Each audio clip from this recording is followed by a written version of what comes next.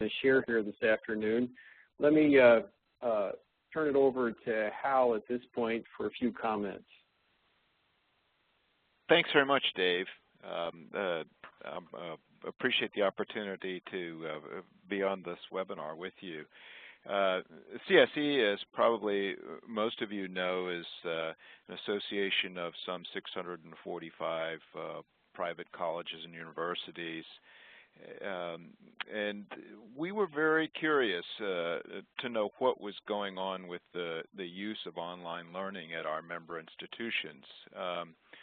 We knew that there was some considerable use, but we really didn't know the extent of that use. So we were delighted to be able to enter into this partnership with the Learning House to conduct this survey and produce this report. And I especially want to thank Dave Kleinfelter and his colleagues at the Learning House for working with us. And you see here on the screen the list of advisory council members for chief academic officers of CIC institutions: Greg Cox at Lynn University, Michael Fisher at St. Bonaventure University, Chris Holloman at Hilbert College, and Don Taylor at Benedictine University. And I want to also thank them for their input in guiding the project and helping to shape it. This is the first report really to document the use of online learning in small and mid-sized private colleges and universities, give us a sense of the benefits and the challenges of this pedagogical technology, and learn about the range and scope of its use, and also learn about future plans for the use of online learning. So on behalf of the Council of Independent Colleges, thanks, Dave, to you and your colleagues at the Learning House. You're very welcome, Hal. It's been a good project to collaborate on throughout the process. Just a reminder, folks, that Hal and Andrew and I will stay on after the conclusion of the webinar an hour from now.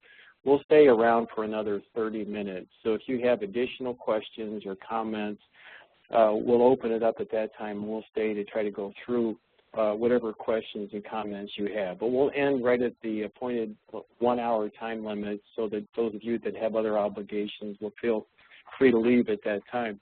Before we get into the data about the directly from the survey, a little context and background information about online learning in the United States. Most recent data we have, which is about a year old now, shows the breakdown that's in front of you. 14% of the U.S. college population is now enrolled in fully online programs. This could be certificates or degrees, but these folks are not going to traditional classes at campus at all. 45% are taking at least one class online, and these numbers are both increasing fairly rapidly, much more rapidly than the increase in college students. In fact, as we all know, over the past 2 years, there's been a decline in the total number of college students in the United States. So the online portion of this pie is getting bigger. It's not increasing at the same clip it was a few years ago, but it's still advancing at a pretty rapid rate. So we'll see these numbers get larger over time. I think this slide represents a phenomenal accomplishment in U.S. higher education. It's not getting very much attention and publicity. I liken this development of an online system that serves 3 million college students at the current rate as a phenomenal achievement, similar to the Manhattan Project back in World War II, or President Kennedy's goal to put a man on the moon with the Apollo projects. If a U.S. president 15, 20 years ago would have said, we're going to create an alternative higher ed system in the United States that will serve millions of people and will provide unlimited access to higher education, people would have been kind of astounded. But that's exactly what's happened here. This represents the effort of a lot of people and a lot of different institutions. But we really have created an alternative system, a pathway to a college degree for people in the United States that wasn't here 15 to 20 years ago. And it's serving a lot of people.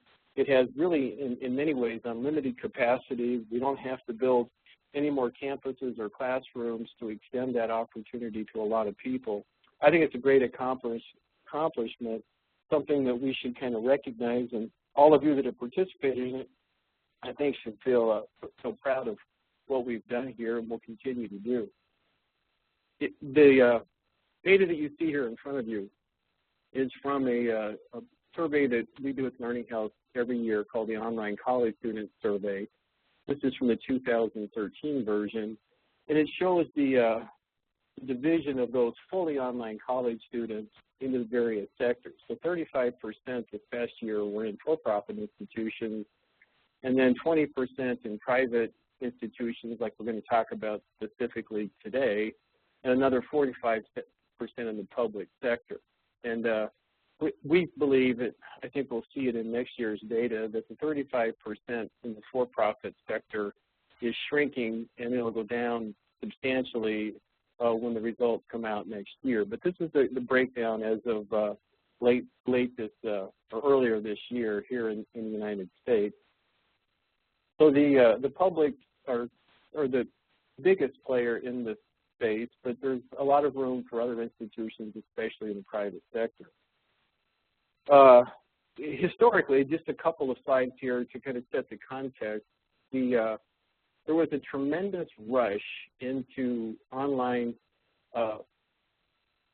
students or serving online students in the decade prior to this one, from about 2000 to 2010. It was led by, I think, John Sperling and the University of Phoenix. They saw this opportunity, this need, that there were many students or people in the United States that wanted a college degree but weren't able to go to a traditional institution. And so they moved into the online area. And there was a tremendous growth in that time, especially across the for-profit sector. That was the dominant group of institutions that kind of led this rush. To be sure, there were public institutions and private, some of the early private institutions at this time were St. Leo's University, Park University, but primarily it was the for-profits that took advantage of this, that saw the opportunity and built that tremendous kind of rush that was going on at that time. As most of us know, though, the for-profit sector has started to decline. Over the past few years, it has shrunk fairly dramatically. The University of Phoenix officials announced just a few weeks ago that they were laying off 500 people. They were closing numerous locations around the U.S. Shortly after that, Strayer University had similar announcement that they were closing, I think, 20 different locations. So we see that sector starting to contract. And I think part of that is due at least to the fact that the other sectors, the public institutions and the nonprofit private, have really begun to move into the online space and provide programs to serve students who need those kind of programs and that kind of flexibility. This slide, I think, represents the decade that we're in currently, where this rush is still occurring, but it's not as visible because you don't have major universities like the University of Phoenix with 200,000 or 300,000 students doing this. But what we find is that across the country, in almost every region and location, there are institutions that are now offering online programs. And so there aren't large dominant institutions as much as there are many small ones in segments within 200 or 300 miles of their particular campus, where these students are beginning now to flock to those programs and taking advantage of this opportunity. There are some large institutions. Liberty University, Southern New Hampshire University are growing pretty rapidly and have a large footprint. But by and large, it's smaller private and public institutions carving out their particular region of the country and developing programs and serving this particular set of students. And they're moving into these programs at a pretty rapid clip.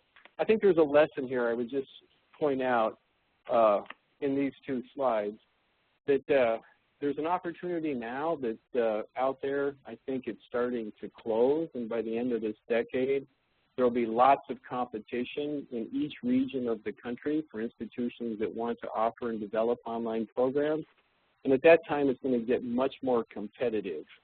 so that now with the opportunity, I think, and this window is going to be closing, the opportunity is there to build programs, develop programs, establish reputations in this area, and it's going to get tougher. Just as the for-profit sector is shrinking now and in a kind of state of decline, and there's lots of anguish going on, people that work in that sector, I think the same thing will happen here in the next 5 or 6 years. And so there's kind of a word for the wise here: build your programs, build your student experiences in a way that is sustainable. And we'll talk about that a little bit more as we get into the program. Now let's take a look at the some of the actual data that came out of our survey. This first slide, this basic number of programs, and we divided this by the public universities and the private institutions. We did a similar survey with the American Association of State Colleges and Universities. So in some cases throughout this presentation, we're able to share and compare data between the two sectors, the public institutions and the private nonprofits. And this data shows that the public institutions are kind of leading in this space. They've been there earlier. They tend to be bigger institutions, and they tend to build bigger programs. So 48% of the CIC member institutions do not have a fully online degree at this particular time, whereas only 18% of the public, the ASU members, are in that category. In the 1 to 4 range was pretty similar percentages, with 37% of the CIC membership and 34% of the ASU members. And you see the reverse then when you get to 5 or more fully online programs. These are institutions that are more extensive in their use of online programs, and here almost half of the public institutions are at that level, whereas only 15% of the private colleges and universities have 5 or more fully online programs. You see there's a lot of opportunity here too for private institutions to continue to develop their programs and become part of this opportunity. Dave, sure, go ahead, Hal. Yeah, sorry. If I could just interject here, I mean, I think the last slide was very revealing, and you mentioned that some of the ASU institutions tend to be a little bit larger, which may explain some of the reason for the additional capacity. If you also asked what institutions are using online technology, even at the course level. And there, if I'm correct, it's about 90% of the CIAC institutions that are using this technology in a hybrid manner, or at least a fully online course, maybe not a whole degree program. And I think the question will remain for us as we look at this and other things throughout the report: to what extent is this use consistent with the mission and the educational philosophy of the institution? And that will be a key question, I think, for all institutions as they think about adapting this going forward. That's a very good point, and the numbers you quoted there are accurate. A little bit later in the presentation, we're going to kind of go through a set of slides that show the progression of institutions as they move from not offering any online programs to developing more and more of them. And also, I failed to mention at the beginning that in addition to the survey, we interviewed about 12 or a dozen of the CIC vice presidents for academic affairs that participated in the study. In these interviews, we were able to get more detail about their programs and what they're doing. A number of these institutions have deliberately decided not to do online programs. They don't think it's part of their mission. It's not a good fit for the kind of institution they want to be and the small, intimate campus settings that they're known for. So in some cases, it's a deliberate, conscious decision that they're not going to develop online degrees, but as you said, they may be doing blended courses or hybrid courses within at their institution.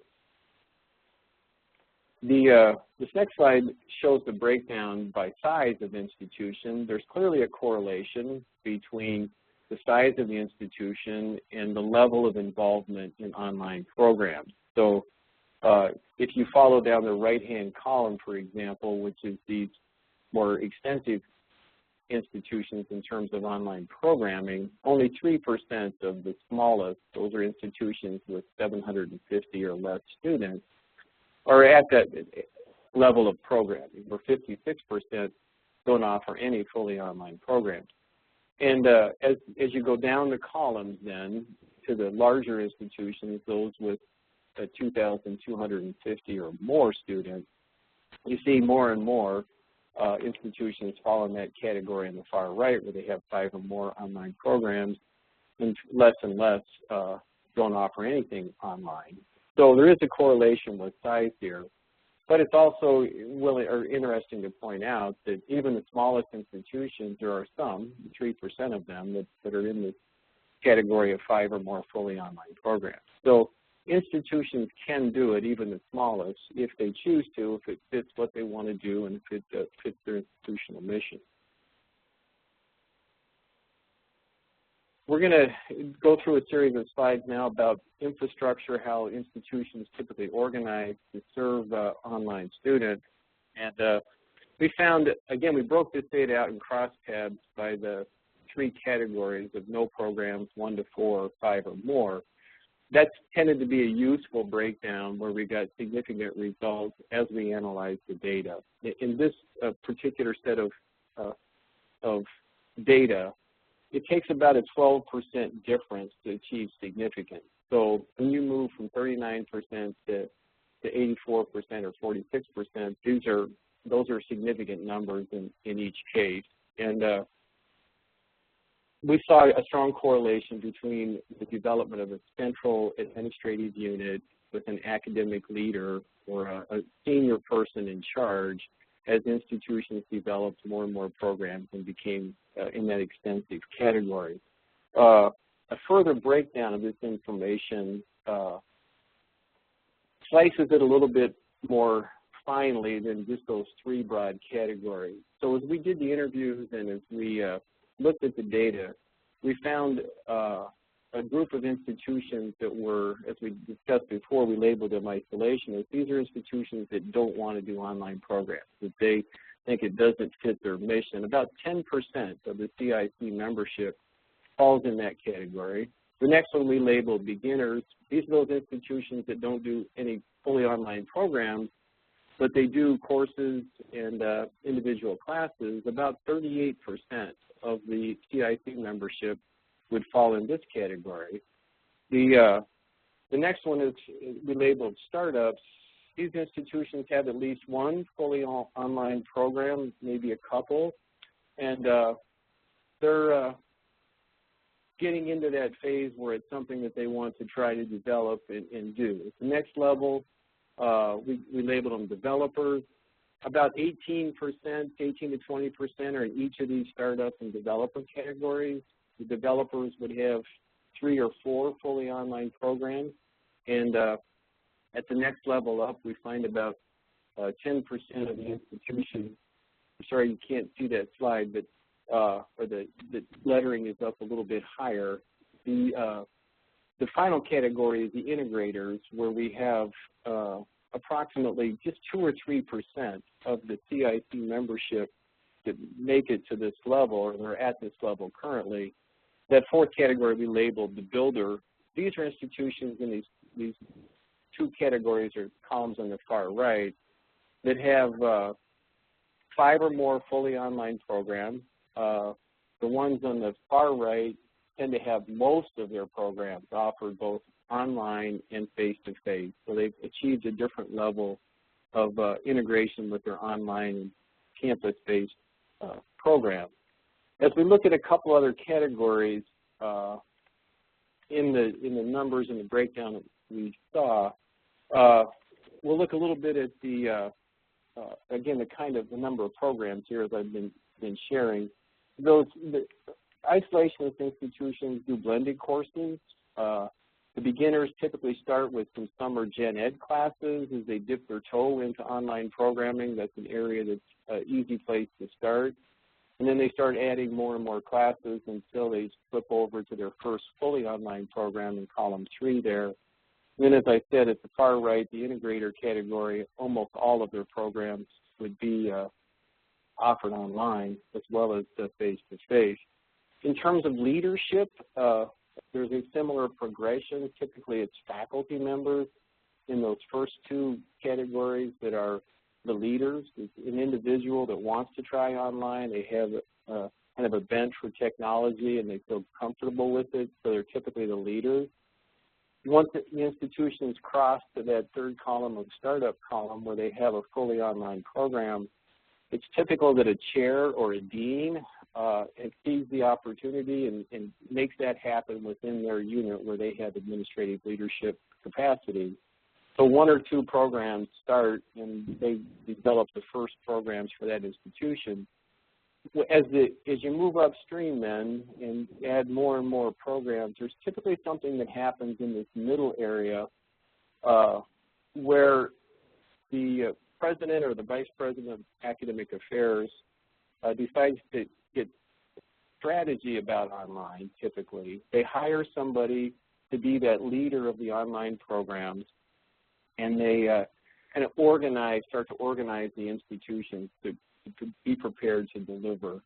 As you move upstream into that 5+, the builder category, both the president and the vice president for academic affairs are typically linked up and advocates for online programs and provide leadership at both levels for that to happen. And then in the far right, the integrator category, typically the whole executive team, all of the vice presidents, no matter what their specific area of duties are, provide leadership, and they make online programs and services happen if they're part of the institution that they're responsible for. In terms of its faculty support, typically the institutions, everybody has an LMS, a learning management system. The beginners start to add some training to go with that. As you move up, a help desk that's added, oftentimes run by students or limited hours. Then you get course designers, are typically the first people that are hired after the leader. Course designers assist faculty in designing and revamping their courses for online delivery. Sometimes at this category, you'll find institutions hiring enrollment counselors and academic advisors specifically to serve their online students. And then as you move up again to that the builder level, you get 24/7 help desks in place. And finally, the faculty support kind of, in a sense, goes away at that top level because every faculty member there feels comfortable, or just about all of them, teaching online courses or in an online environment. It becomes the hiring norm as new people are brought into the institutions. These colleges and universities typically have that as a criterion when they hire new people. So they kind of perpetuate that level of training and expertise, and you don't need as much support then beneath that category. The final area here is when you think about curriculum and course development. There typically aren't any guidelines or directions as people build courses. It's up to the individual faculty members at those first two levels. And then as they start to build online programs, institutions develop guidelines. Like, we're going to have a certain look and feel to our LMS. We're going to use a certain color scheme. We'll have features in our syllabi like office hours and how to handle plagiarism and things like that. And as you move up, the standards become more and more comprehensive. So when you get to those top two levels, the builder integrator level, most of these institutions have moved to what we call a master course philosophy, where the course is built by a faculty member hired specifically to create and design that course, working with instructional designers. And then everybody else who teaches that course teach the same version of the course with the same outcomes and the same course materials, the same assessments and assignments and so forth. They almost always, though, institutions at this level give the individual teaching faculty latitude to add and enhance to the course, just not to take things away from it. So it's interesting as you see a more finite or fine level of discrimination between the different levels. And almost every institution the ones that we talked with and the data that we looked at shows this progression. They don't all happen at exactly the same time, but this general progression stands up pretty well across the private institutions. Moving on into some other areas of how institutions are organized to do this, the faculty responsibilities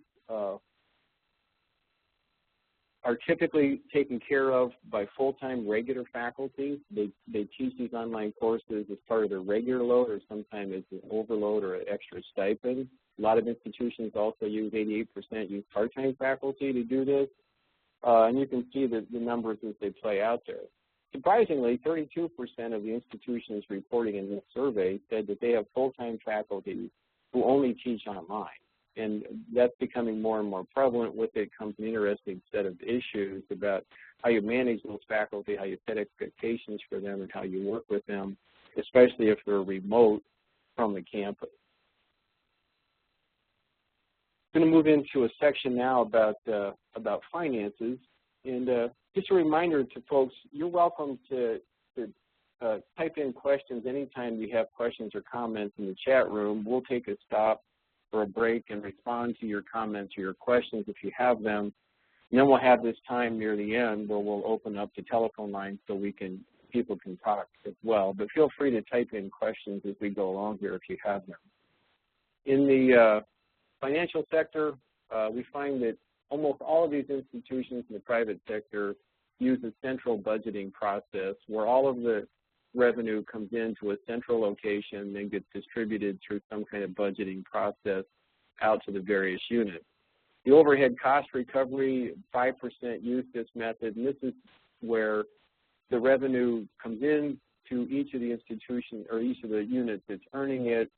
The direct expenses to maintain the unit are deducted, and then the remainder is turned over to the central authority where the budget then gets, appropriations get made for the coming year. In the previous slide where I went through that 6-level progression, there is an interesting thing that happens at some institutions when they get to that 5th level where they build substantial online programs. They have a pretty serious revenue stream coming from them. And some institutions make a decision at that point not to move to that next level and integrate their program, but they keep the online separate from the campus. And in many cases, they use the revenue from the online operation to support and help pay the expenses for the campus operation.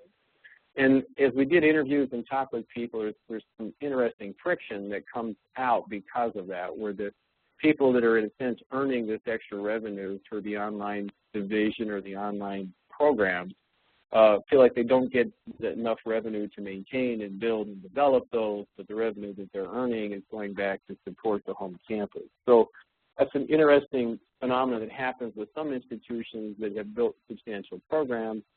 Like we said, too, a handful of institutions have kind of moved past that and they integrate that operation, so you don't have this kind of two-part feeling or dichotomy within the institution. Tuition charges, in most cases, 60% of the institutions charge the same for online and on-ground, although interestingly, 31% of the private institutions have a lower tuition rate for their online programs than their residential. This is just the opposite of the AFCU institutions. The public tend to do the opposite. There's about a third of them charge more for their online programs. And most institutions here do not use the technology fee. When you look at this breakdown of tuition by level of programming, you find that the institutions that tend to have more online programs, those more comprehensive institutions in terms of their online programming, tend to be more likely to charge less for their online programs. So as they get more aggressive in building online, they compete on the area of price as well. And then the technology fee, you can see there's not much difference between the institutions that do a lot of online programming and those that do none or very little. Some institutions are generating quite a bit of revenue from their online programs. 5% of the CIC members are generating over $5 million. This is total revenue. This is not the what's left after expenses, but you can see that majority, 43%, or a large number, are making less than $500,000 in revenue, total revenue from online programs. And interestingly, 32% of the institutions couldn't calculate because the revenue is buried in other budget lines and it's hard to separate it out. Even more of the public institutions fell in that category where they can't really calculate the amount of revenue online. So the impact, what are the things that are happening Dave, in the institutions? Yes, yes. We have a question from sure. John. He wants to know if price discrimination with online learning causes a problem with accreditors.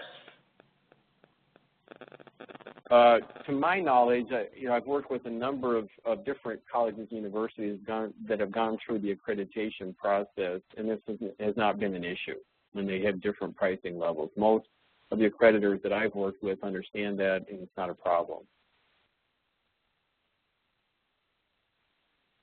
Hal or Andrew, do either of you have a different point of view on that one? I really don't know any more than you do about that, Dave. Okay. Yeah. So barriers. One of the questions was what kind of barriers did you run into and did you overcome them? And you can see that the #1 issue for the private institutions, 88% said that more time for faculty to develop and teach online courses, and then a lack of acceptance by the faculty for online are the biggest issues that they face. And student discipline to succeed is very high and shows up in almost similar numbers in this set of data. We broke this, it continues on, sorry, second slide here, all the way down to ownership for intellectual property and so forth. That's a question that comes up a lot, the third row down. But in many cases, the institutions have overcome it. 43% say they've overcome it, or 34% didn't experience it. Well, we have this data broken down on the faculty acceptance question by level of institutional programming for online. And again, you see a substantial trend here where the blue bar on the right-hand side, the higher bar, represents those institutions that are more, have developed more online programs. And they've had much more success at overcoming this faculty resistance to online programs than the other two categories. So it is possible. Institutions are doing this, even though it's a big barrier. And it's still a substantial barrier for these institutions, but they are being successful in working their way through that. And that's something we may want to talk about a little bit later when we get to the recommendations. In terms of outcomes, I think this is a tremendous slide. I like this slide a lot because it shows all the positive things that have accrued to these institutions that have moved into online offerings. Student access, enrollment going up, revenues increasing, attracting students from a bigger service territory, developed their continuing ed programs, even provided pedagogic improvements. I don't know of any other innovations in higher education in the last 50 years, my experience, that have this kind of positive result kind of across the board. Lots of good things happen from institutions that make this effort and develop these kind of programs. You, again, if you break this data down by the 3 levels of online programming, you find substantial differences at each level too. So those institutions that are investing heavily in building and developing online programs are accruing more benefits from it. It's the basic message here, I think. You can see the continued breakdown here of this data that typically shows lots of positive things happening as you build online programs.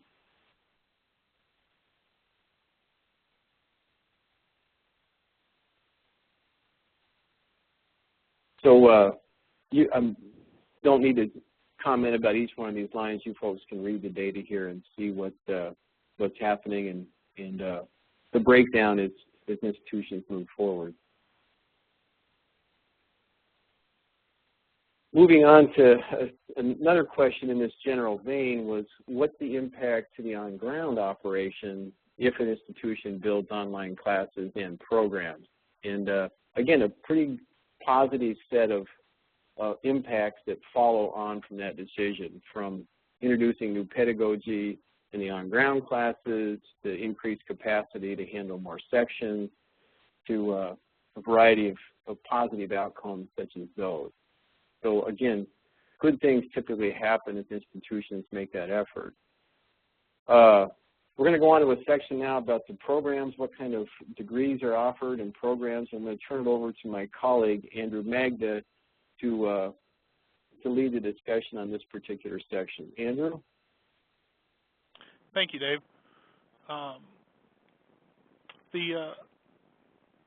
Pardon me. As we move into these into the next section on online programs, what we wanted to do was ask the CIC institutions, specifically at the undergraduate and graduate level, what fields of study they are typically offering online. And what we allowed them to do was obviously select multiple fields of study at each of these levels, but also asking them if they did not offer this particular field online at their institution.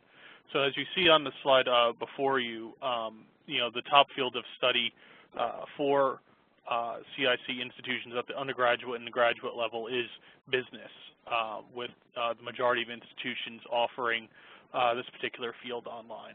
As you see after that, business is by far the largest field, and the following fields are typically less likely to be offered online. The undergraduate level, you follow it up with healthcare. So if you think of that as being BSN programs, healthcare administration programs, and then following that up with psychology or counseling programs. Now, if you look down the not offered online at either level column, you see there are some fields that are just very unlikely to be offered online at CIC institutions. You see the STEM fields, the science and engineering and math fields. Those fields very unlikely to be offered online by CIC institutions. Now, some of these fields obviously are maybe seen as being less amenable to online delivery, such as an engineering program, maybe a lot of practical hands-on experiences that go with these this particular field, maybe less likely to be offered online therefore. We move on to the top undergraduate fields. Now, this comes from the survey that Dave mentioned a little bit earlier of the online college students that we do each year. So you see both years' worth of data there, where we asked actual online college students, so actual students earning their degrees online, what fields they're most interested in, or are they currently studying online. Again, you see business and accounting. Those are the two largest fields online. I think if we roll up all the business fields, it accounts for over a third of online college students pursuing an undergraduate degree in business. So that lines up well with what we were seeing on the previous slide at CIC institutions, that the top field that they're offering online is also business. So if we go down to the next level there, you start to find computer science, information technology programs starting to become a little bit more prevalent. But I think that is certainly a disconnect that we look. If we look at CIC institutions, you'll see a disconnect there that computer science programs are less likely to be offered online by those institutions. We also asked a similar question with the ASCU institutions, the public institutions, when we surveyed them, and equally found that computer science is a very popular field amongst online college students, but not likely, less likely to be offered online at public institutions as well.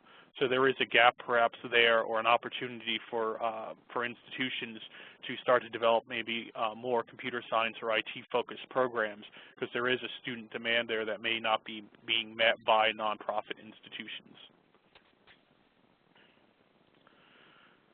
We also asked about the typical length, term length at for online courses or hybrid courses at CIC member institutions. Now, typically, you'll see that there are, for the online courses or hybrid courses at CIC institutions, the term length is, the course lengths are much more accelerated. You see over a quarter there, fewer than 8 weeks, over a third, 8 to 9 weeks, so very quick accelerated terms for these online courses. Now this particularly bodes well because when we ask the online college students what they're typically interested in terms of a term length, you see that over 80% are interested in course lengths that are 12 or fewer weeks. Now, interestingly, when we looked at the ASCU data, when we also asked the ASCU institutions what the typical term length of their online courses were, we found that only 28% were offering online courses typically at 12 or fewer weeks. So the CIC institutions have been much more responsive to the particular demands from the online college students in terms of providing them with a more flexible or convenient accelerated term length. From the online college student, we know that some of the top concerns from students are center around price and time to degree. So being able to provide them the benefits of an accelerated term on the flexible delivery format of online really goes to meeting the particular demands of these unique students. And CIC institutions have been able to provide that extra flexibility with the accelerated terms compared to what we found at the ASCU institutions that we surveyed. Now, as we talk about convenience and flexibility, it's interesting when we ask the question of CIC institutions, do you place any restrictions on allowing residential students to enroll in your online courses? We found that over half do place restrictions on allowing their residential students enrolling in these online courses. So it seems as though if the CIC institutions that they're using online not just to supplement perhaps an learning experience for their campus students, but they're actually looking to perhaps target a different type of student than they would like to attract to their campus.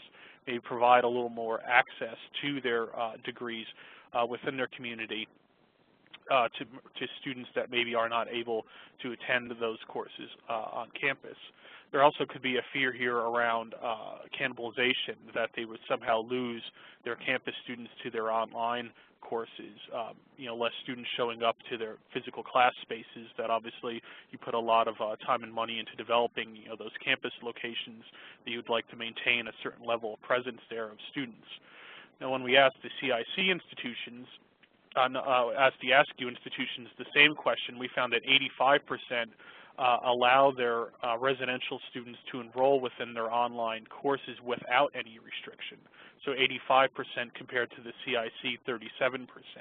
So the ASCU institutions, obviously, with their mission being charged with providing educational access, are less likely to put barriers into what students are allowed to enroll in these online courses, or perhaps the mission or the goal of a CIC institution is to provide a certain level of face-to-face intimate campus experience, and therefore the restrictions are more likely to be found in those types of institutions into who is allowed to enroll within their particular courses.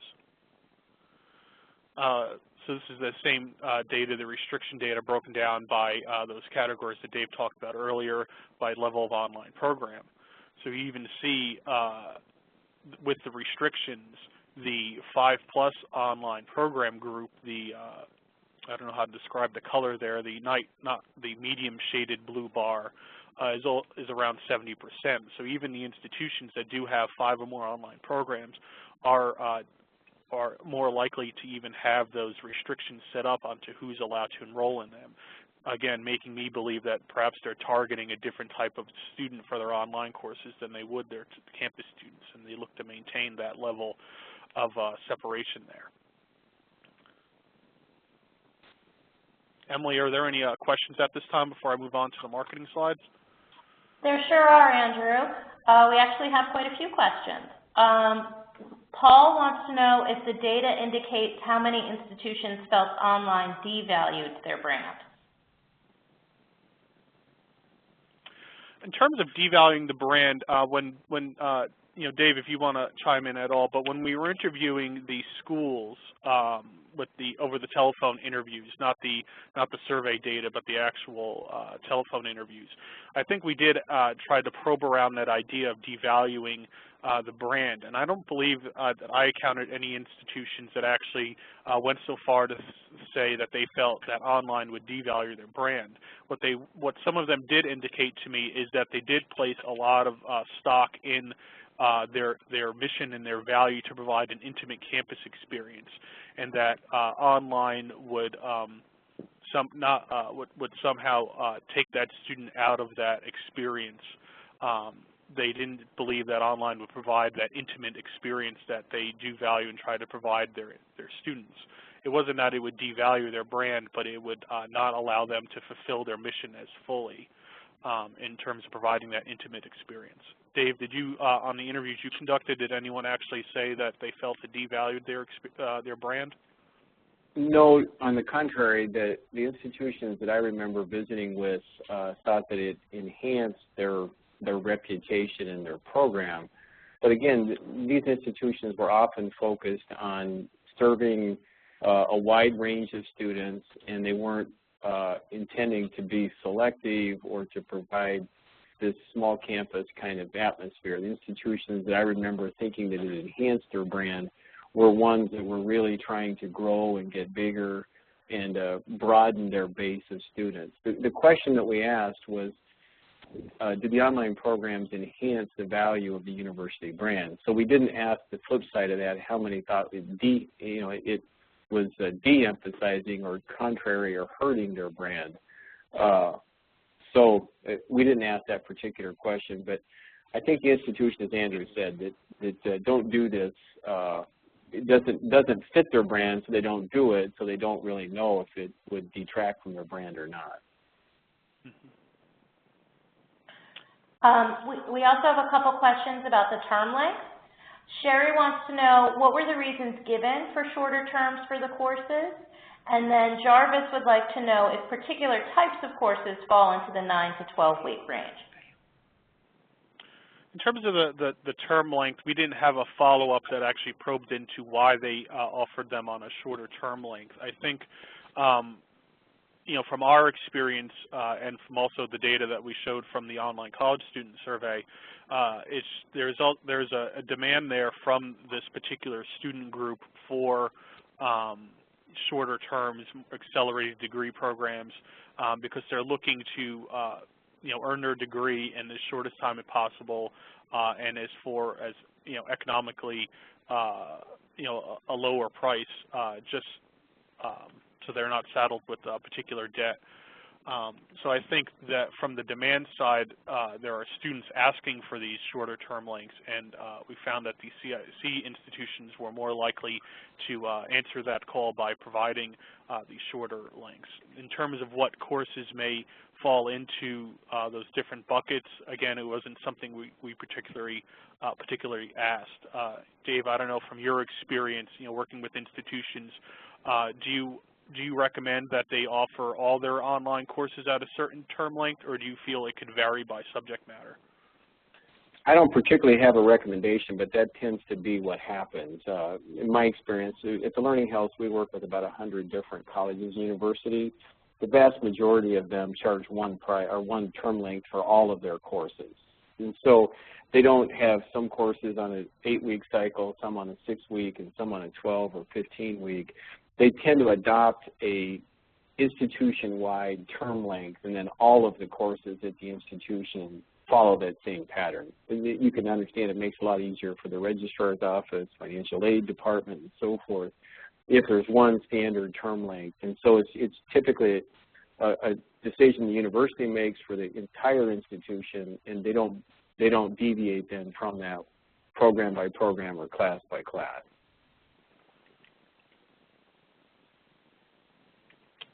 Great. We have some more questions, but considering our time, I'm going to save those until the end, and we'll make sure we address them at the end of the webinar. Okay. So within the marketing section, the questions in here look to ask about where institutions were marketing their online programs. So at CIC institutions, we find that a little less than half, 47%, are actually marketing one or more of their fully online programs nationally. And very few, roughly 10%, are marketing one or more of their online programs internationally. at ASCII institutions, I think it was around the same, 51% are marketing one or more of their online programs nationally, but internationally, twice as many, 21% are marketing one or more of their programs internationally. But when we compare this to, again, some data from the online college student, we find that perhaps where these marketing dollars are being spent could maybe be directed into other areas, because we found that 69% of online college students are looking for a provider within 100 miles of their location. So they're really looking locally or regionally for their provider of online education, whereas we find on that previous slide, CIC institutions, ASCII institutions are spending their marketing dollars at a much wider net than perhaps is needed. One of the recommendations we would perhaps have is that, given limited resources, perhaps you focus some of those marketing dollars, if you're going to market a program nationally, making sure is perhaps a more niche program, or one that you're very well known for, and you're looking to grow that particular footprint. Whereas if it's one of the more mass market type programs, say a business administration program, ones that other providers probably offer, maybe not taking those marketing dollars and putting it behind that type of program if you're going to push it out nationally or internationally. Andrew, if I might just comment there. I think that it's very interesting how regional the focus is with students taking online programs, and I think you're absolutely right. Institutions should question their marketing approach and their use of the dollars. And I think this might also suggest that part of the strength of the appeal of the online program is the institution's reputation in the region for their on-ground, their traditional residential course offerings. So that brand that they traditionally have may really be working to their advantage in that region for the online courses as well. Definitely, I think it's really wise to, if you're looking to develop these online programs or an online brand, to really leverage as much of your campus assets as you're able to. So obviously, if you do have a very strong regional brand there, why not try to focus some of your online programs within that same region?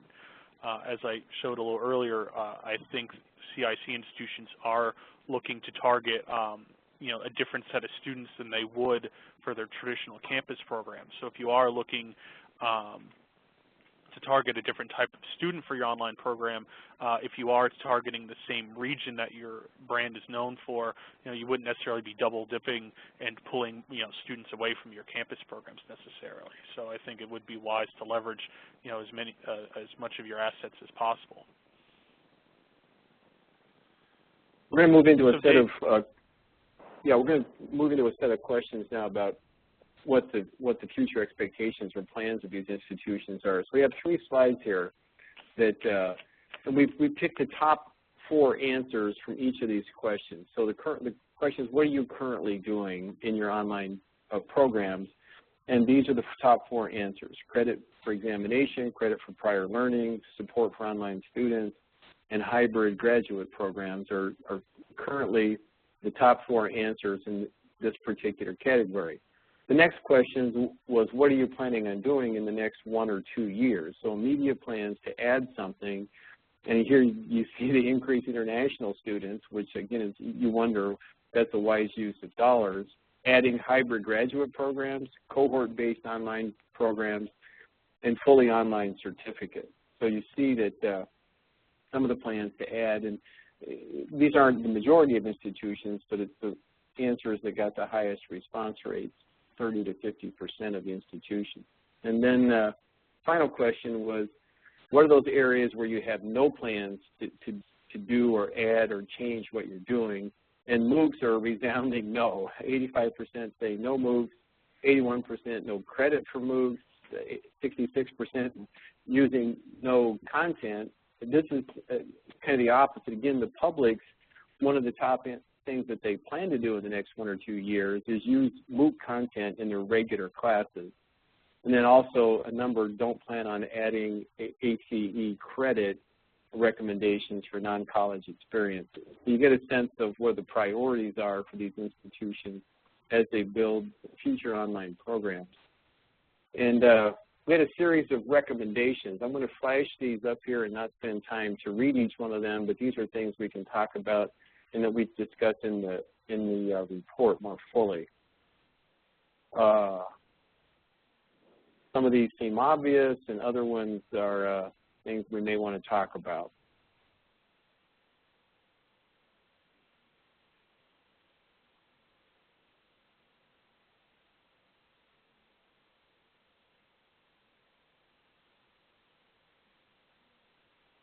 And let me turn it over to Hal now to talk about this final question about the role for CIC.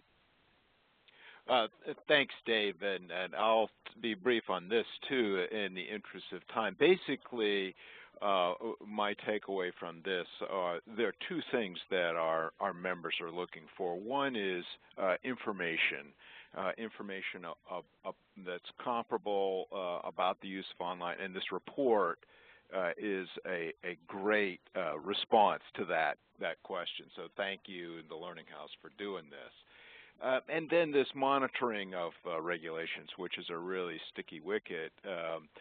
You know, CIC is not a lobbying organization. We don't track policy very much, but we do need to find ways to get information to our members. So information is one. The other is building capacity, and that's basically what I see a lot of the rest of this, that at our big institutes for chief academic officers and presidents and other workshops and providing resources to members, we need to help them get up to speed and figure out what's the appropriate strategy that's consistent with their mission for the use of online technology to improve teaching and learning. Very good. So this last slide shows the reference for the current study, the CIC survey, as well as the online college student survey that we quoted throughout. These are both free and available for you to download from the website. Feel free to take them and share them on your campuses. We hope this information is useful and helpful for you as you consider online programs at your institutions. We're going to now open the phone lines and the chat room for questions and comments. We'll stick around for another half hour.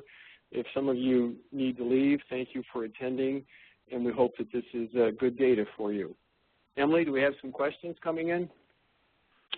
We do, and in fact, one question was if you could go back to the recommendation slide so people could review that, that would be helpful.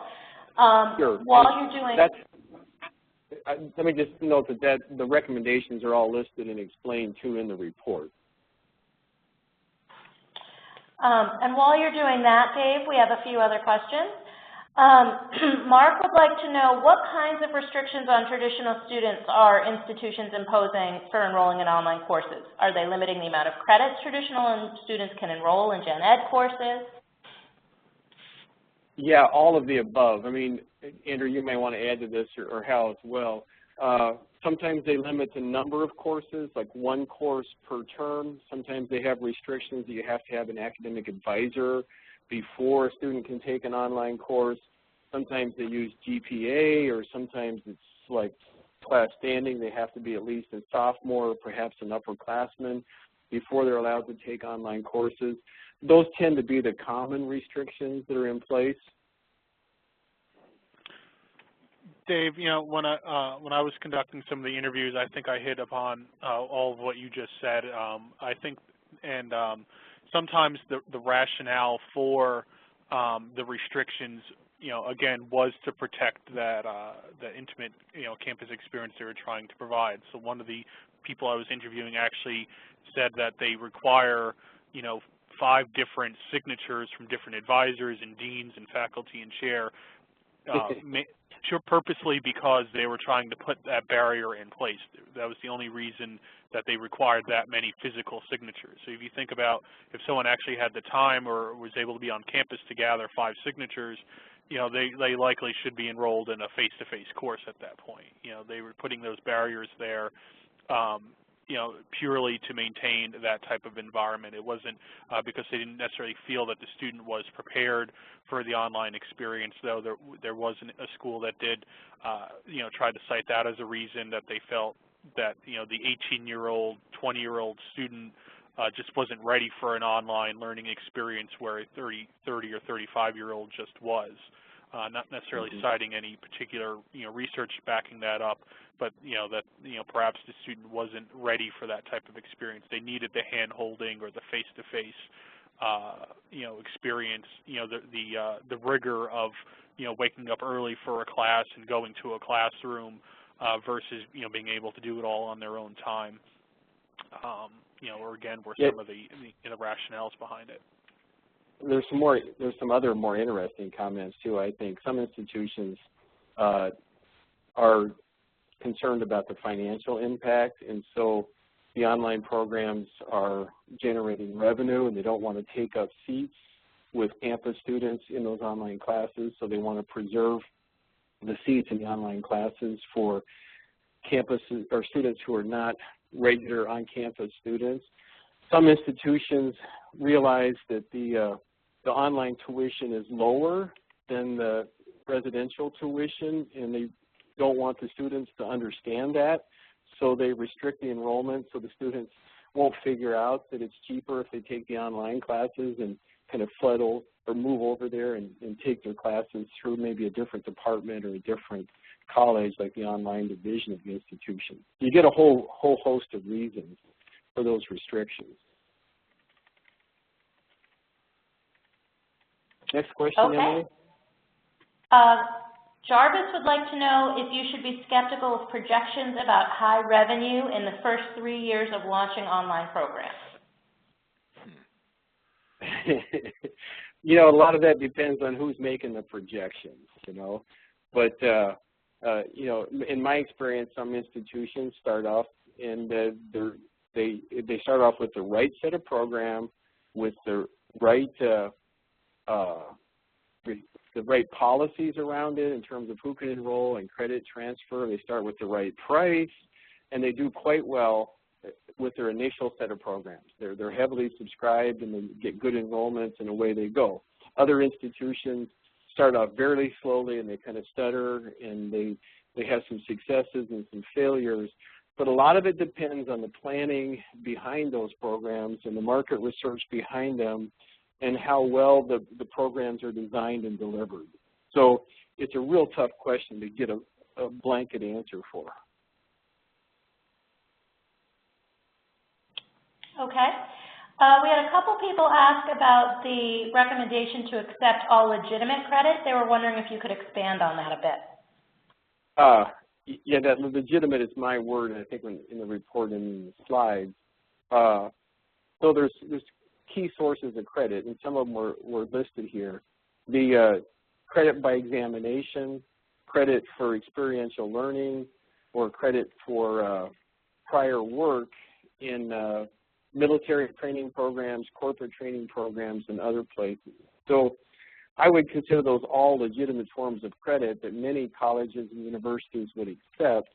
The kind of the gold standard for me is the ACE credit program, where they review testing programs and training programs and recommend the amount of credit that each of them is worth.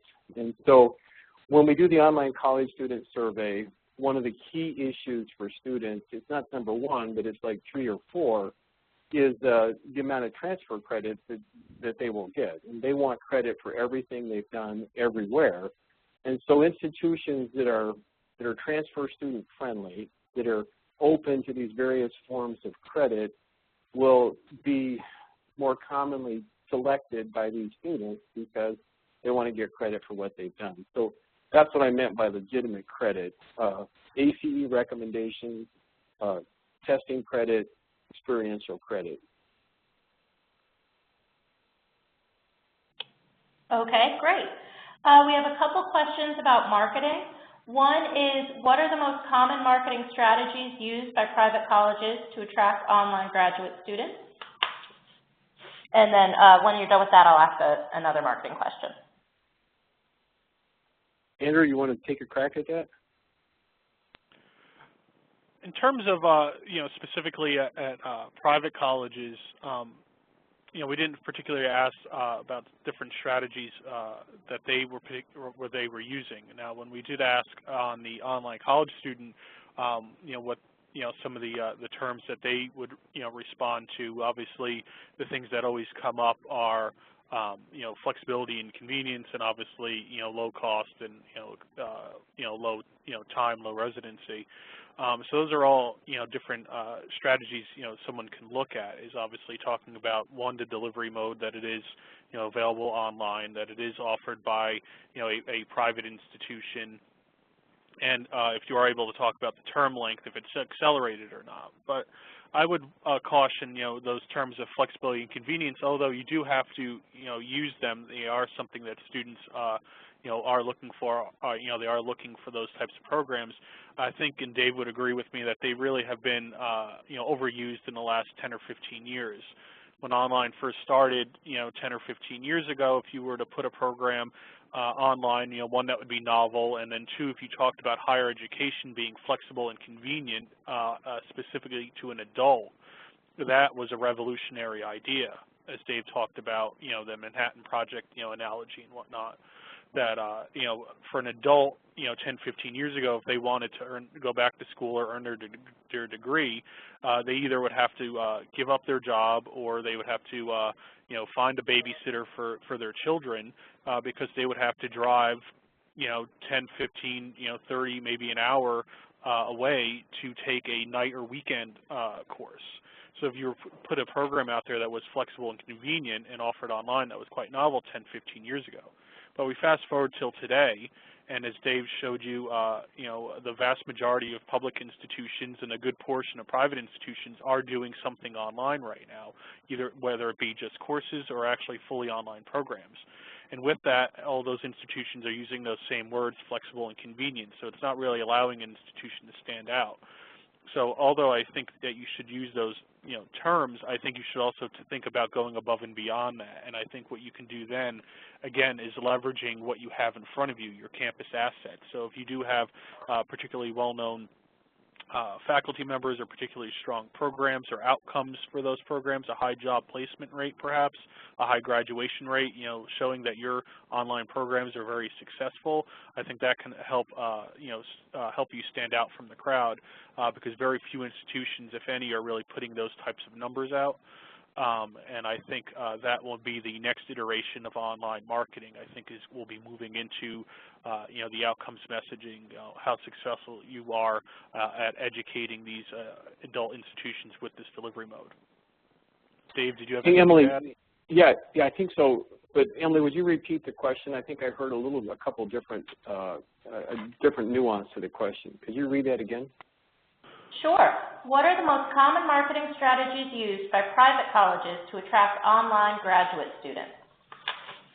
So I would echo what Andrew said and maybe add a little bit. I think the question may be focused towards where you actually market and where you place your advertising and so forth. So in case that was the question or part of the question, the time is past when you can go out in the marketplace and buy leads. There are companies that have been called lead aggregators or lead gen companies, and their purpose and their expertise is doing advertising online of a general nature and getting students to express an interest in an institution.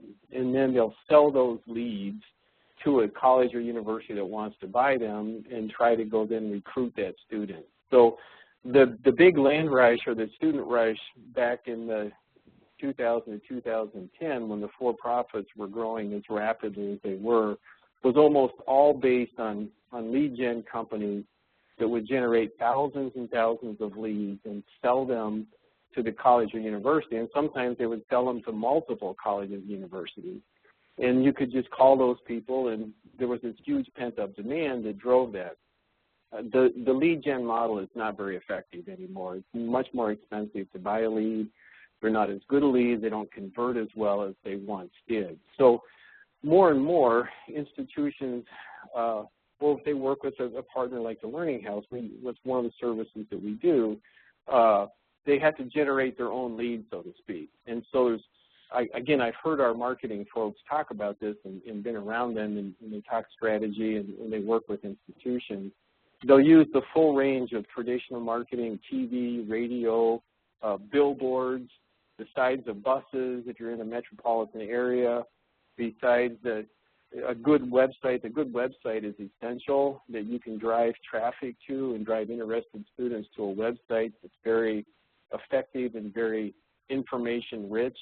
And there's a lot of information around the type of information students want. So I think to be successful, you have to be pretty sophisticated, be willing to invest a fair amount of money. Just as an aside, in this whole question, I think that one of the mistakes, if there is a mistake, that the private institutions tend to make is not to invest enough in marketing. That's not an area that has been a kind of a forte of the private institutions. And so in many cases, they're surprised at the amount of investment it takes to generate enough leads to fill the program. And it takes a while, it takes a time period where you invest those dollars to establish your brand and get your reputation out there and get the message out there before you start generating enough students. There has to be a fairly, significant number, an amount of upfront market investment of marketing dollars to build the programs until they do sustain themselves. So that's another issue we could talk about maybe in a different webinar.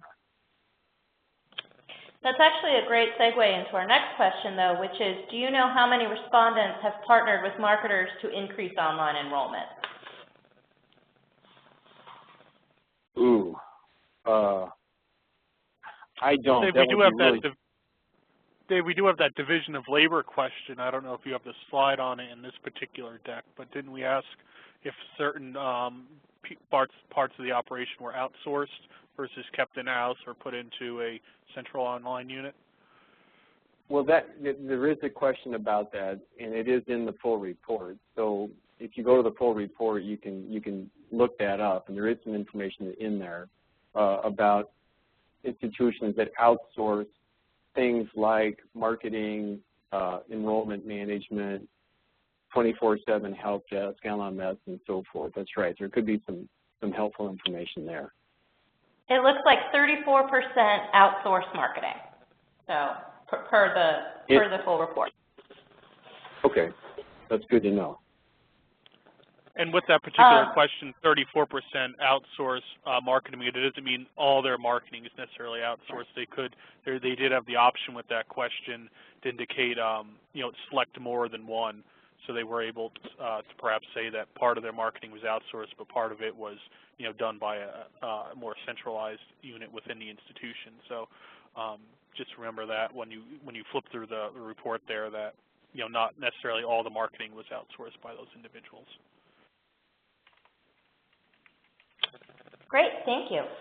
The next question is, comparing outcomes to the barriers noted, can private institutions effectively compete with public institutions in the online learning arena? Well, I'm a big advocate for private institutions. I think absolutely yes. Hear, hear. The data is here. I mean, you can do it. The publics are more of them are doing more online programs. It doesn't mean the private institutions can't do it. It's still a golden opportunity, and many private institutions have tremendously strong local brands. Within 100 miles of your campus, you're a well-known institution. You have alumni there. You've got graduates in businesses and employment situations. People drive by your campus. I mean, you're a known institution, and people in your area would love to have a degree from your college or your university, but they can't do it if they have to come to campus in many cases. So I think there's still tremendous opportunity there, and local private institutions can do very well. There are some institutions that are doing well nationally, and there are some institutions that we've worked with that they do most of their programs in a local, regional fashion, but they've got one or two niche programs, like Andrew mentioned, that do quite well on a national level. So, yeah, if don't feel like you can't do it, there are some things you have to do well. You have to learn. It's not the same as serving a on-campus student that's 18 to 23 years old. But if you're willing to make those adjustments, build those policies, implement those practices, you can do very well. And I think, as I said at the beginning, you've got about 5 years to claim your space, so to speak. Andrew or Hal, you want to add to that? I think you've captured that really well, Dave. Okay. I agree. Mm-hmm. Okay. Can you talk about average payments to faculty for course development? Yeah, I've got some numbers in my head, but they're kind of general numbers from talking with institutions, but and there's maybe better data out there, but typically institutions pay one fee for course development, course design, and then they'll pay another fee or a different stipend for teaching that online course. And as we said in the progression, as institutions get more, offer more and more online programs, they tend to go with the philosophy or the concept that I call a master course, where they'll have one faculty member who's subject matter expert, knows the field well, to design the course, and other people then can teach it and add to it. The number that sticks in my mind is $2,500 to $3,000 for course design, but I'm sure that varies quite a bit. You know, anywhere from $1,500 up to $5,000, I would guess. So part of that, I think, depends on the institution and what they do, but general range, I would say, is around $2,500. Andrew or Hal, do you have a different viewpoint on that? I don't. This is Hal. Okay. I just don't have that information, Dave. I've heard similar numbers, Dave. I think there are a lot of variables in it in terms if it's a gen ed course or is it a major course. Is it being done by a full-time faculty member, or is it being put together by someone outside the institution? So I think your 1,500 to 3,000 range is pretty much what I've heard. And then in terms of instructing the course, I think the data shows there in terms of it just being tasked as part as the typical load, not necessarily any true incentives being tacked on for that in most cases, but purely more for the development of the course. And also I've heard, if you build the course, it's expected that you would teach it at least once. So that's also built into the agreement with the stipend that goes along with the development of the course. There's actually a follow-up question. Does the master course developer get compensated each time the master course is taught?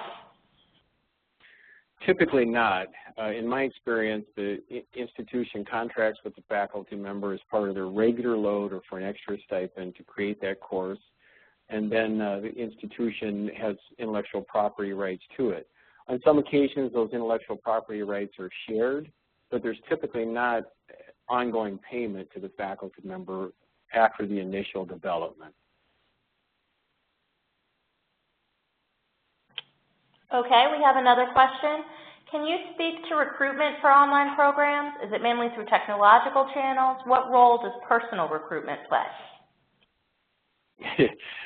I'll reiterate, it goes back to the kind of that long answer I gave earlier about marketing. The successful institutions do everything from electronic to traditional media to face-to-face.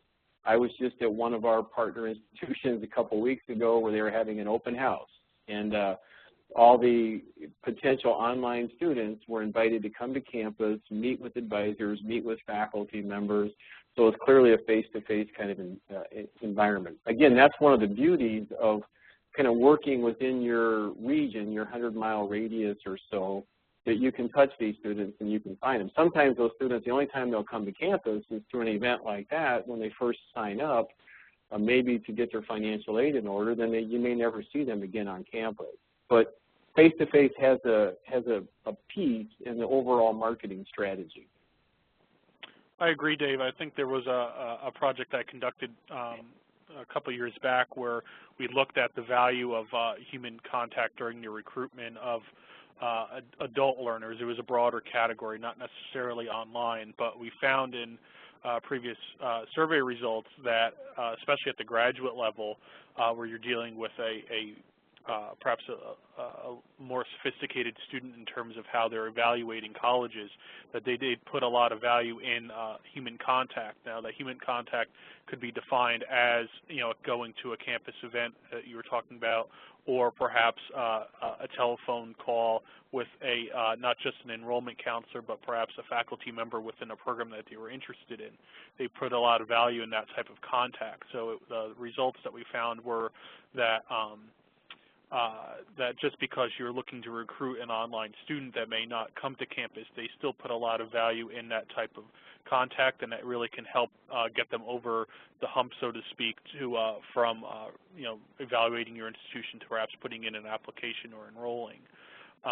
Again, they do value your brand. You are an entity within their local environment, and they do put value in your campus, and maybe they do want to visit it, although they may not be able to come there every week to take their course. Maybe they do want to go there and visit it and feel a part of that campus community that you did create for so many of your other students. So there is value in putting together those types of activities even for your online students.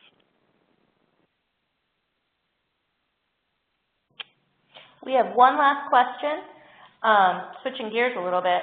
Are online courses capped differently than on-ground courses? Would you cap enrollment at 30, 40, 50 people or less?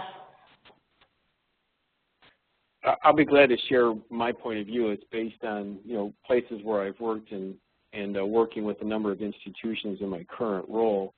I think that a cap of 30 students is the largest that I would go and recommend in an online course.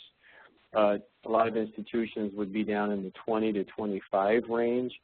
The difficulty is that the work of the faculty member to maintain a good discussion forum with that many students gets to be pretty onerous as you get past 30 students. And even then, that's a lot of interactions.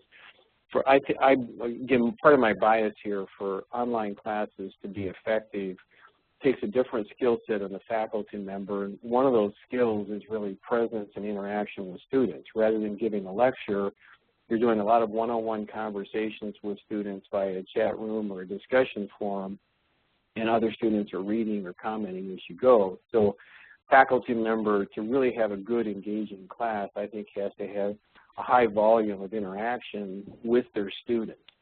And so if you get much past 30, it's really time-consuming and difficult to give kind of that individual attention and responses to different students.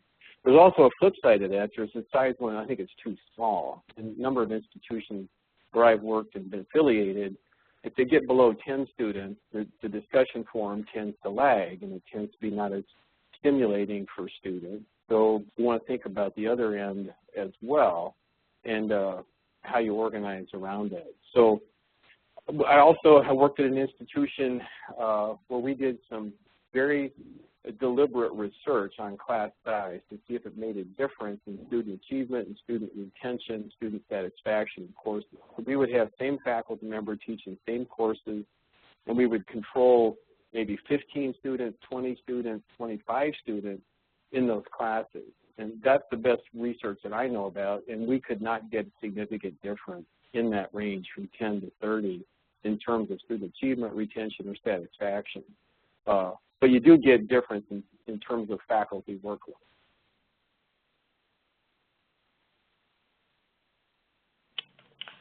Okay, those are actually all the questions we had. I just want to say thank you to everybody for joining us for this webinar.